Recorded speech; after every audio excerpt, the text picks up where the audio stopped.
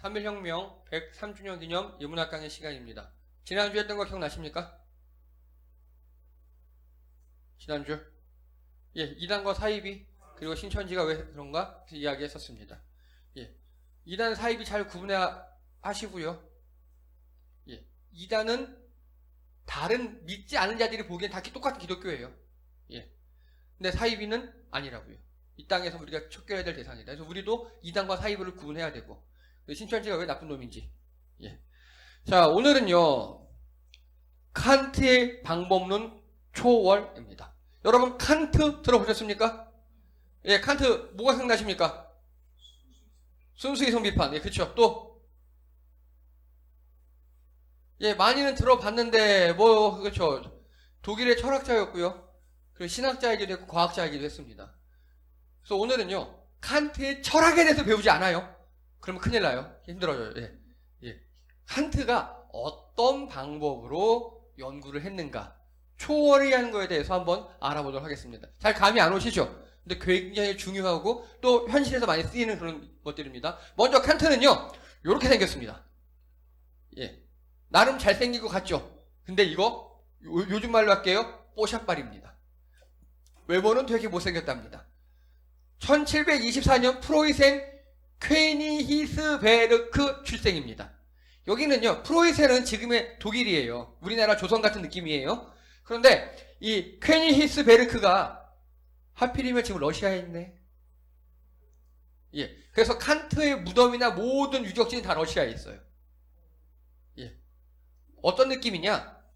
우리나라 예를 들어서 고구려 시대에 위대한 어떤 장군 한 분이, 고구려 시대에는 저 중국 만주 다 우리 땅이었으니까 거기서 태어나서 거기서 돌아가신 거예요. 무덤이 거기 있는 거예요. 가능한 이야기죠. 딱 그런 이야기입니다. 칸트 지금. 그리고요 평생 이 퀘니스베르크를 떠나지 않았어요. 평생. 그 칸트가 이동한 걸 다 알 수 있거든요. 어디 갔었다? 그 반경이 150km밖에 안 돼요. 이 퀘니스베르크 안에서 떠나지 않았어요. 평생. 이상한 놈입니다. 아, 놈이라고 하면 안 되죠? 이상한 분입니다. 정말 한번 들어볼게요. 얘기해서 점점. 직업입니다. 과외 선생님, 작가, 강사, 프로 당구 선수, 대학 총장. 이게 직업이었어요. 자, 머리는 굉장히 좋았어요. 굉장히. 근데 집안은 보통, 그리고 외모 별로, 성격 이상해요. 여자 있을까요? 없을까요? 없죠. 없죠. 대인관계는요? 처음에는 안 좋았어요. 처음에는. 그러다 보니까 할 수 있는 게 과외밖에 없어요. 그리고 과외를 하다 보니까 너무 요즘 말하면 일타 강사인 거예요. 솔직히 일타 강사. 떴어요. 돈 좀 벌었어요. 그래서 그 다음으로 한 게 강사를 했어요. 근데 이 중에 대학교 교수가 아니라 강사였어요. 사강사라 그래. 사강사. 이게 뭐냐? 대학교에서 너 좀 똑똑한 것 같긴 한데 검증이 안 됐어.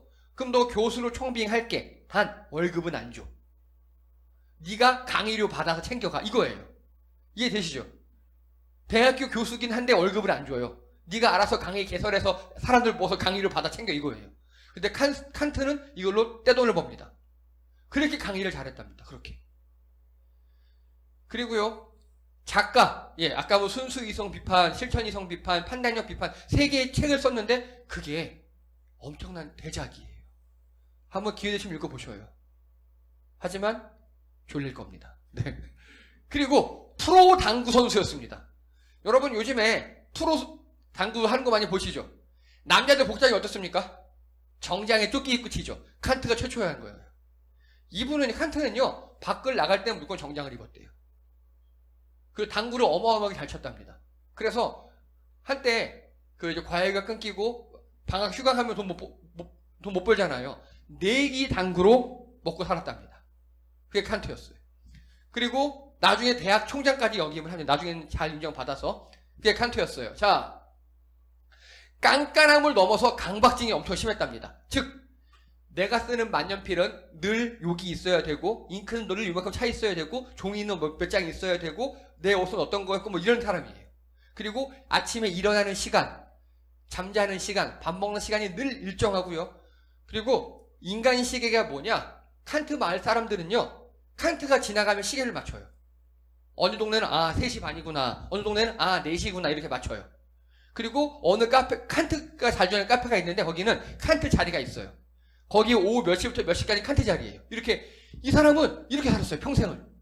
나중에 돈 좀 번 다음에 자기 집사를 고용했어요. 집사한테 이렇게 얘기했대요. 같은 옷 하나만 입어달라고. 근데 이 사람이 옷을 입다 보면 빨고 막 그럴 수도 있잖아요. 그래서 어느 날 다른 옷을 입었대요. 칸트가 충격으로 기절할 뻔했대요. 이런 사람이었어요.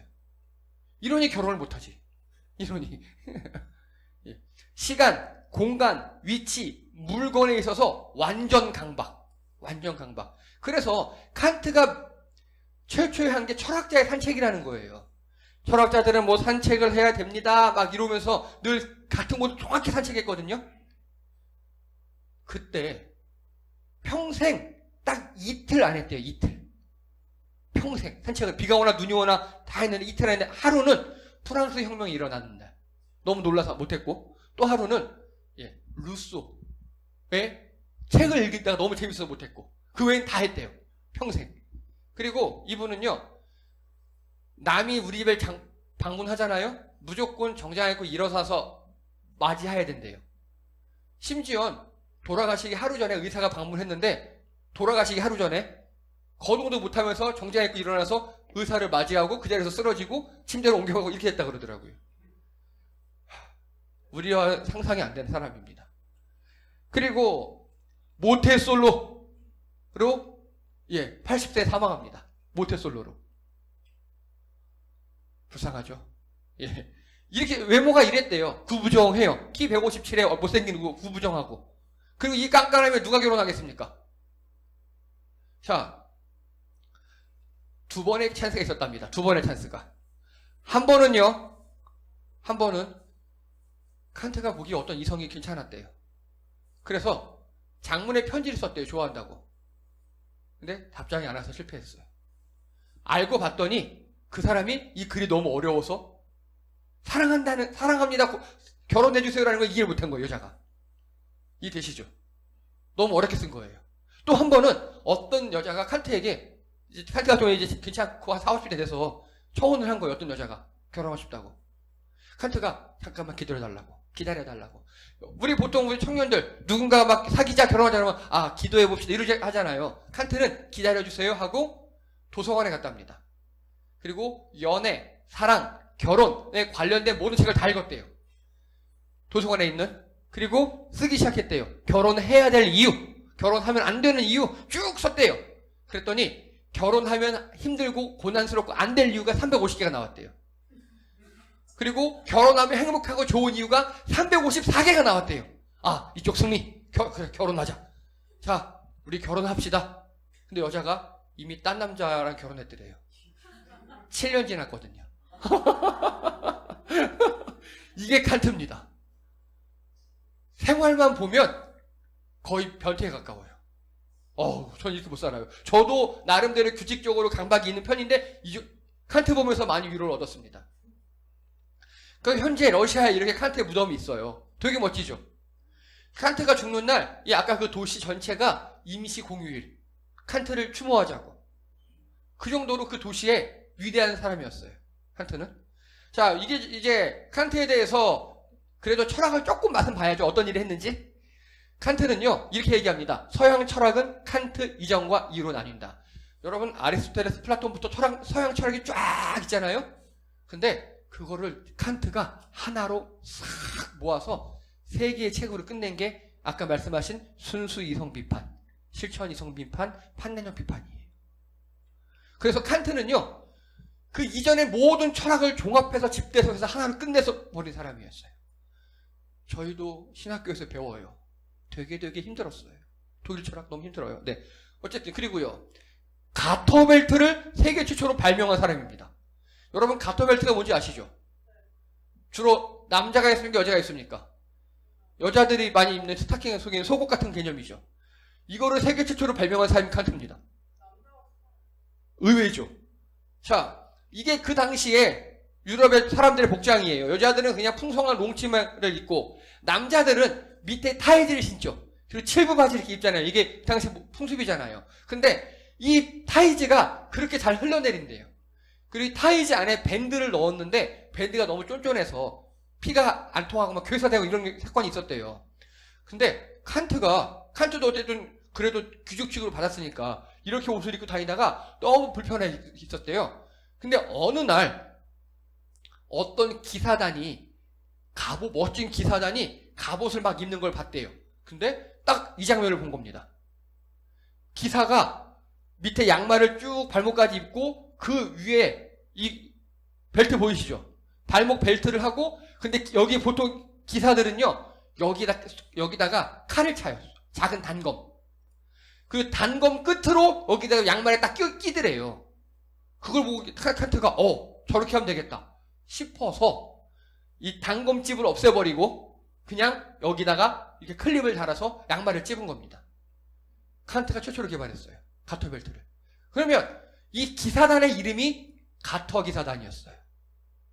그래서 칸트가 가터 벨트로 이름을 지은 거예요, 이거를. 그래서 원래 남성용이었어요. 근데 이제 여자들이 입죠? 예.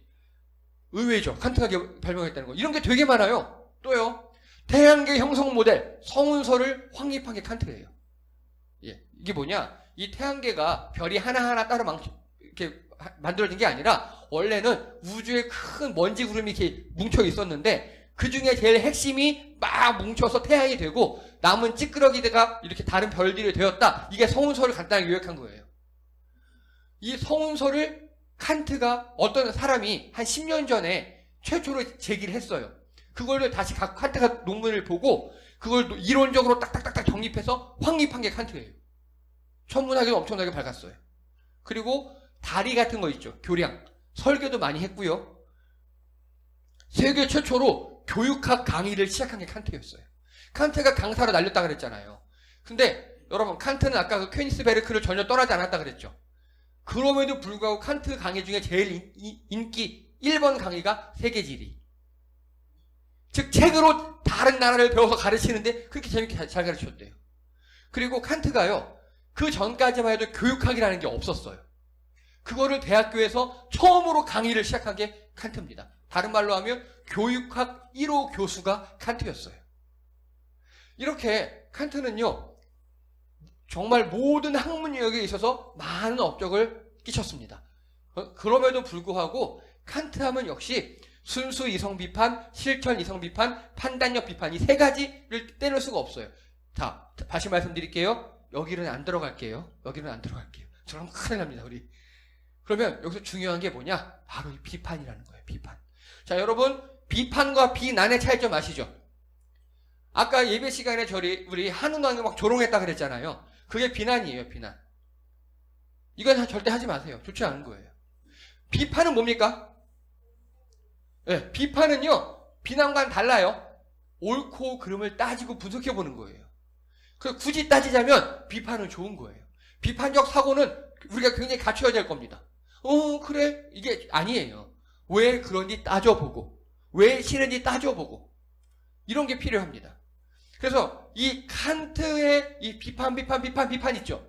그런데 칸트는요, 이 방법이 중요해요. 어떻게 철학하느냐? 이게 오늘 핵심이에요. 이 초월이라는 개념을 만들어냈어요. 초월이 뭐냐? 바로 비판을 하는 자리예요. 이게 중요한 거예요. 다시 초월이 어디라고요? 비판을 하는 자리, 위치, 장소를 이야기합니다. 자, 여기 이렇게 비판 대상이 있어요. 분석 대상이라고 봐도 좋습니다. 뭔가 있어요. 그러면요, 칸트 이전의 서양 철학들은요, 어떻게 했느냐? 이 비판 대상, 여기 내 눈앞에 뭔가 물체가 있어요. 물체든지 사회든지 있어요. 근데 이게 진짜가 아니라고 생각했어요. 칸트 이전에는요. 이데아라는 어디 저 먼 곳에 이상향, 실체가 있다라고 생각했어요. 그래서 또 이 안에서 이걸 보면 안 돼요. 안에서 보면. 밖에 나가서 이렇게 이데아를 봐야 한다고 생각했어요. 이게 서양의 칸트 이전의 철학이었습니다. 이해되십니까? 분석 대상 밖에서 이데아를 관찰해야 돼요. 왜냐? 이 현실은 이 이데아의 그림자이기 때문에 본질이 아니라고 생각했어요. 자, 이게 우리 신학에도 영향을 미쳤어요. 그래서 이데아는 성이라고 성스러운 거 좋은 거고 이 현실은 나쁘고 속된 거라고 이렇게 가르쳤어요. 그래서 우리 교회도 보면요. 뭐 찬양하고 기도하고 말씀 보고 예배하고 이런 거 다 귀중하고 좋은 거고, 여러분 직장 일에 뭐 가사 이런 거 아예 나쁜 거야 이런 사람들 많이 있었죠. 목사들도. 이게 바로 이 영향 때문에 그래요. 칸트 이전에 철학이 신학에 들어와서 성속 이분법을 생각하는 거예요. 여러분 절대 아닙니다. 성스러운 것과 속한 것은 이제 없어요. 다 성스러운 거예요. 다. 이게 칸트 이전의 철학이었어요. 그리고 이 영상을 보는 우리 중고딩들, 이거 윤리도덕 시간에 나와요. 꼭 기억해 주세요. 그리고 공산주의나 나르시즘은요, 나르시즘 아시죠? 얘는 비판 대상이 내 안에 있어요. 그 안에서 비판하는 거예요. 그 안에서. 그래서 이거를 자아 비판 혹은 변명이 됩니다. 여러분 자아 비판 들어보셨습니까? 들어보셨죠? 자아 비판이 뭐냐면 공산당이나 이런 사람들은요, 네가 뭘 잘못했는지 얘기해봐 이렇게 하는 거예요. 그러면 우리말로 할게요. 모든 직장인들이나 아니면 모든 학교 다 모일 교회 앞에 단상에 나가서 제가 어제 이렇게 잘못했습니다 하고 자기를 비판해야 돼. 이걸 자아 비판이라 그래요. 공산당은 이걸 해요. 근데 이거는 비난에 가까워요. 비난에. 그리고 이 나르시즘은요, 거꾸로예요. 변명을 하게 돼요. 내가 그게 아니라 이렇게 한 거야. 이렇게 한 거야. 자, 그런데 칸트는요, 초월이 어디냐? 바로 여기예요. 여기. 경계. 비판 분석의 자리가 초월인데 거기가 바로 경계예요. 자, 일단 이렇게만 알아두세요. 경계에 있다고 알아두세요. 이거를요, 개신교 교회라고 가정할게요. 참고로 이건 제가 개척할 때 있죠. 제가 교회를 개척할 때 우리 첫째 해 주제가 뭐였다고요? 교회 표어가? 아무것도 안 하는 교회였죠. 기억나시죠? 그거 아무것도 안 하면서 이거 했어요. 자, 그래서 개신교 교회라고 볼게요. 그럼 개신교 교회를 분석하고 비판하려면 칸트의 입장에서 볼 때는 어떻게 해야 돼요? 여기 있으면 안 되죠. 저는 목사이기 때문에 여기 있을 수밖에 없어요. 근데 여기 경계로 가야 돼요. 그래서 저는요, 어떻게 했냐? 개신교 교회를 제가 목사니까 떠날 수는 없잖아요. 저는 교회와 세상의 경계에 위치하려고 노력을 많이 했어요. 그래서 제가 본캐는 목사고, 또 부캐는 뭐 코치도 있고, 뭐 등등 여러 가지 등등. 그래서 교회를 떠나지는 않되 세상과 많이 친해지려고 노력을 했습니다. 이거를요, 신학적으로 정리하신 분이 계셔요. 칼바르트라는 분이에요. 현대신학자예요. 현대신학자. 굉장히 유대한 분입니다. 뭐라고 했느냐? 한 손엔 성경을, 다른 한 손엔 신문을 라고 이야기했습니다. 즉 목사는 성경의 전문가여야 되고, 그리고 이 세상에도 전문가가 돼야 된다. 왜냐? 그래야 성경을 세상적 언어로 표현할 수 있으니까. 그걸 이 칼바르트라는 분이 굉장히 강조하셨거든요. 이분도 스위스 철학자, 이분은. 그래서 저는요, 그 칸트의 초월 경계를 이렇게 적용했어요. 목사이면서도 또 세상에서 사람들이 어떻게 사는지 그걸 알기 위해서 다른 것들도 많이 노력을 했습니다. 그러면요, 이제 이거를 여러분에게 적용해 볼게요. 비판 대상이 XX 같은 직장이에요. 지금 다들 막 끄덕끄덕 인상 막 쓰고 그러는데, 여러분이 어제까지 열심히 땀 흘리고 착취 당하셨던 그 직장 있죠. 그 직장이에요. 여러분은 지금 빨간 점 직장 안에 있어요. 지금. 자, 딱 나가버려요. 아플 땐 의사보다 퇴사 하고 딱 나가버려요. 시원하죠? 좋죠? 이건 칸트의 방법론이 아니에요. 왜냐? 한 번 나갔으면 다시 들어오면 더 이상 옛날 내부자가 아니거든요. 이해가 되십니까? 여러분, 만약에 어떤 부부가 있는데 이혼했다가 다시 결혼했어요. 다시 이혼했다가 다시 이혼한 사람들끼리 다시 결합했어요. 그럼 원래대로 돌아갈 수 있을까요? 처음에 신혼초처럼? 아니에요. 달라질 거예요. 그래서 나갔다 들어오는 건 칸트의 방법론이 아니에요. 칸트는 어떻게 하느냐? 왜냐? 나갔다가 들어오면 이미 원래 것이 아니고, 그리고 나갔다가 못 들어올 가능성도 많다라고 칸트는 이야기합니다. 그래서 이 칸트의 초월은 경계라 그랬죠. 또 제가 여러분들 기억하실 겁니다. 여러분들이 저에게 직장 문제로 상담을 이렇게 종종 하시잖아요. 진로 문제를. 저는 뭐라고 권장하느냐? 휴식이나 다른 취미 생활을 하라고 권장합니다. 이게 칸트의 방법론이에요, 이게. 여러분, 제가 늘 이렇게 얘기하죠. 예, 직장에만 올인하지 말고 좀 쉬어. 아니면 또 다른 뭐 취미 생활을 해봐. 이렇게 제가 늘 합니다. 이게 초월 경계, 칸트의 철학을 현실에 적용한 거예요. 즉, 완전히 나가버리면 그 밖을, 이 안에를 제대로 볼 수는 있지만 더 이상 내부자가 아니기에 의미가 없고, 그렇다고 이 안에 있으면 안에서 안에를 보는 건 왜곡된 시야가 많이 있기 때문에. 그래서 늘 경계가 중요합니다. 자, 그래서 초월 경계 이거 철학을요, 현실에 한번 적용해 볼게요. 자, 먼저요. 우리나라 현 상황을 제일 잘 아는 사람은 누구? 해외 교포들. 우리나라 사람의 정체성을 가지고 거주는 외국에 하는 사람들. 그 사람들이 우리나라에 대해서 제일 정확하게 파악한답니다. 이래서 외교가 중요하고 그 교포들과 교류가 중요합니다. 자, 그리고요. 이혼 전 숙려 기간이 있죠. 우리 법적으로 있어요. 이혼한다 그러면 1개월이든 3개월이든 서로 다시 떨어져 생각해봐 이렇게 얘기합니다. 바로 이겁니다. 늘 부부가 같이 있다 싸우지 말고 부부 관계는 부부라는 법적인 틀은 유지하되 서로 별거해봐라. 이게 칸트의 초월이에요, 이게. 또요, 아일랜드란 나라는요, 전환학년제라는 게 있어요. 이게 뭐냐? 우리나라 말로 하잖아요. 중딩 졸업하고 고딩 갈 때 1년을 학생이에요. 그리고 전환학교라는 데 들어가요. 거기서는 공부를 하지 않아요. 전환학년제 코디네이터 선생님들이 너 1월 달에는 여기 가고 2월 달에 여기 가고 아르바이트 직장을 소개시켜줘요. 그래서 중학교에서 고등학교 갈 때 1년 동안 그 공교육 안에 전환학년제 코디네이터 안에 들어가서 여러 직업 체험을 해보고 여행도 다녀보고 각종 취미생활도 해보고 1년 동안 다 하게 한답니다. 그리고 어느 고등학교, 우리말로 할게요.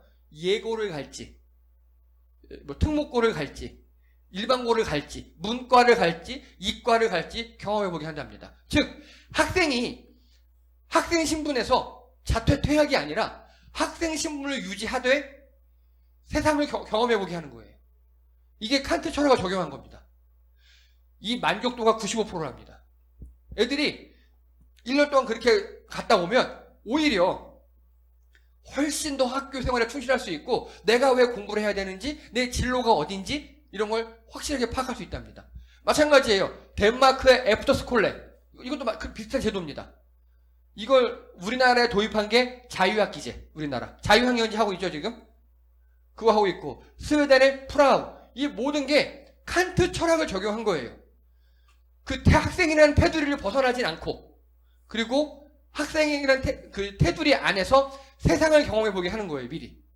그러고 났더니 학생들이 왜 공부해야 되고, 어떻게 공부해야 되고, 내가 무엇을 잘하고 못하는지를 파악해서 어느 길로 가야겠다는 걸 알게 되었답니다. 예, 이게 칸트 철학의 그 초월 경계를 현실에 적용하는 겁니다.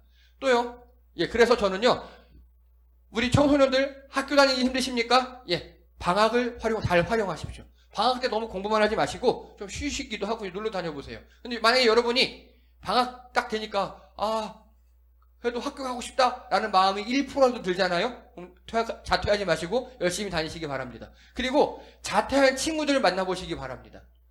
그렇게 해서 현재 여러분의 경계를 벗어나지 말고, 나가지 말고 경계 선에서 그 너머를 체험해보는 게 그 여러분의 현실 자리를 파악하는데 큰 도움이 됩니다. 또요, 지금 직업이 힘들고 XX 같을 때 여러분 취미생활을 적극적으로 즐기십시오. 억지로라도 즐기시기 바랍니다. 그래서 잠깐이라도 여러분이 지금 그 직장에 소속은 돼 있지만 다른 세상을 경험하셔야 돼요. 그래야 직장에 대해서 그 직장에 오래 견딘다가 아니에요. 냉철하게 판단할 수 있어요. 냉철하게 판단해서 내가 왜 계속 다닐 것인가, 그만둘 것인가를 판단할 수 있습니다. 즉, 그래서 경계 체험이 굉장히 중요합니다. 또요, 일상이 힘들고 지치지 않습니까? 여러분, 여행을 강력 추천합니다. 아까 정유리가 뭐 캠핑 간다 그랬죠? 너무 좋아요. 좋습니다. 예, 너무 좋습니다.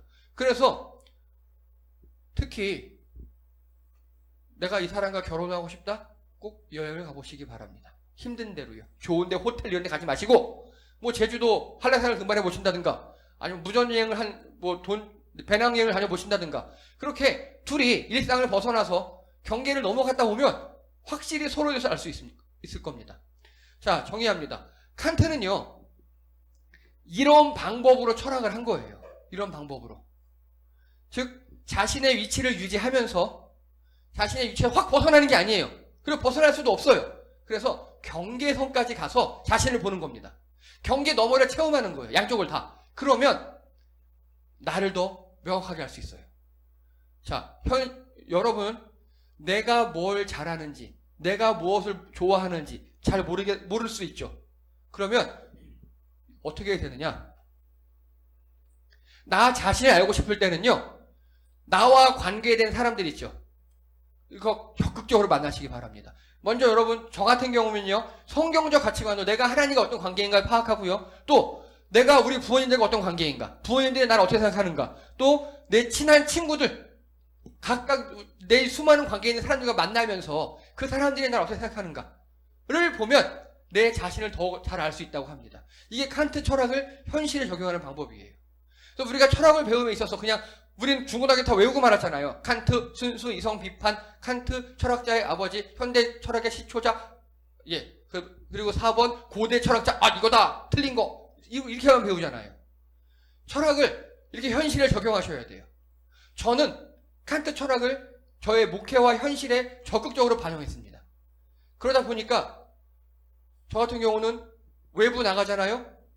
처음 만난 사람들은 저 목사일 줄 모릅니다. 제가 목사의 언어를 쓰지 않아요. 그리고 목사처럼 안 사니까 밖에서는. 그래야 우리 한국 교회와 우리 교회의 현실이 보여요. 그래야 경계선까지 나가서 봐야 보여요. 여러분, 이 경계선으로 나아가는 거를요, 잘 활용하시기 바랍니다. 그렇다 보면요, 현실을 더욱더 철저하게 분석할 수 있고요. 그 분석이 제대로 나와야 대안이 나와요. 예, 이상입니다. 수고하셨습니다.